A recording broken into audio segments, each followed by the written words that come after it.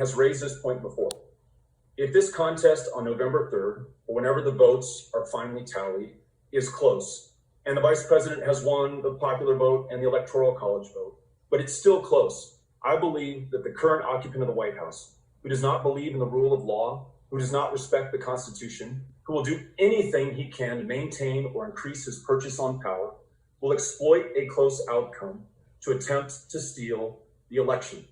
The greatest safeguard against that outcome is Texas. 38 Electoral College votes will be decisive. We can turn the page and begin a bright, new, positive chapter in this country's history. But it's going to take all of us, including the Biden campaign, to make sure that Texas is in play. And on November 3rd, or when those votes are counted, I want to be celebrating a Democratic majority in the state house. I want to be celebrating Joe Biden as the next president of the United States. And I want to change forever what is possible in this great country of ours. So, Mr. Vice President, Godspeed, more power to you. All of us in Texas are with you because we all know that you are here with us. Thank you. So, Beto, I want to ask you, because we have a minute here. I know you, because I follow you on Instagram, I guess as everyone does, and on every other social media. I know you're always on the doors. You're talking to folks. I'm just curious what you're sensing out there. What are you hearing from voters in their neighborhoods, and what do they want to see, and how are they feeling about this election? Cecile, we have an organization called Powered by People that has made more than 1 million voter registration calls in Texas and voter contact calls.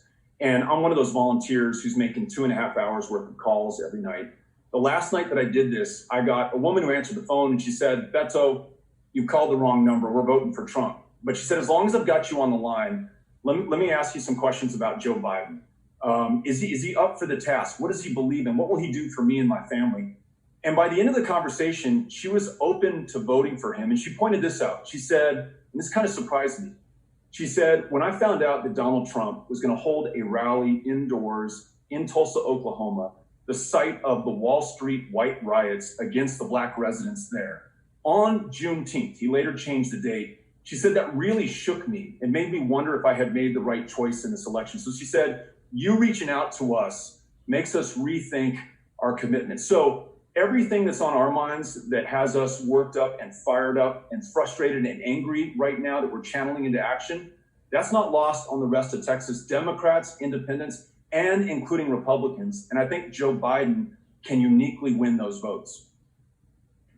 I know too, just from talking to folks in Texas, so we'll see what happened, of course, in 2018 with historic election, challenging races all up and down the ballot. And again, we have that opportunity again in 2020. I'm just curious, are there candidates out there, races that you're watching that you think are really exciting? Because I'm just seeing like a whole generation of folks that are running for office that are, as Mom would say, starting before they're ready. It's so invigorating. So who are you who are excited about? So let's call our attention to Elisa Simmons, who is the previous chairwoman of the NAACP chapter in Arlington, Texas.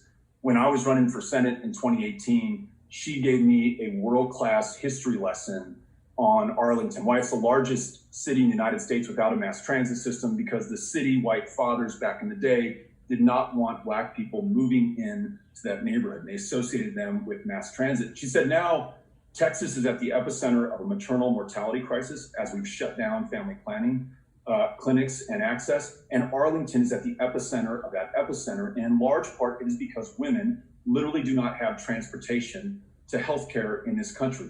And so she made me as a candidate understand that and feel accountable to her. Now she's running for office to seek a position of public trust and to have some power over these decisions that we make about reproductive care or healthcare or climate change or everything that matters to us. And as you just pointed out, Cecile, she's a first-time candidate. In another time, you might say she should take another path in order to run for state legislature, but now is her moment. And if she wins, and I think she will, and if she's in the majority, she can end decades of racial gerrymandering that have produced the most voter-suppressed state in the union, and then make progress on every issue that we care about. We're only 9 seats down from a majority, and in 2018, I won more votes than Ted Cruz in 9 of those seats currently controlled by Republicans. So not only can we do this, but we have done this before. And whether it's Elisa or any of these other amazing women who are running right now, I know that they can win, but they need all of us to get behind them.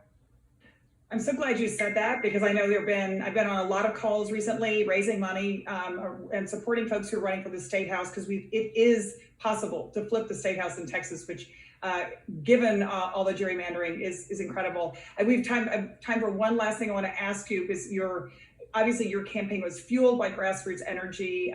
That's still out there. The number one question I feel like I hear from folks out in the world now is, what can they do? Everyone's at home. They are desperately concerned about what's happening in the election. Some of them may have written a check, but some of them may not be able to write a check. But what's the one thing you tell people that anyone could do to make a difference in November?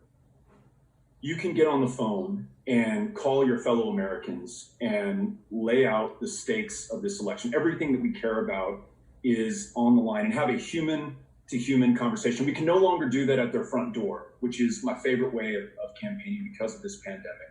But we can connect with them by phone. It's not always easy, and no one wants to get that phone call. You're watching a movie, having dinner, you're busy with your life.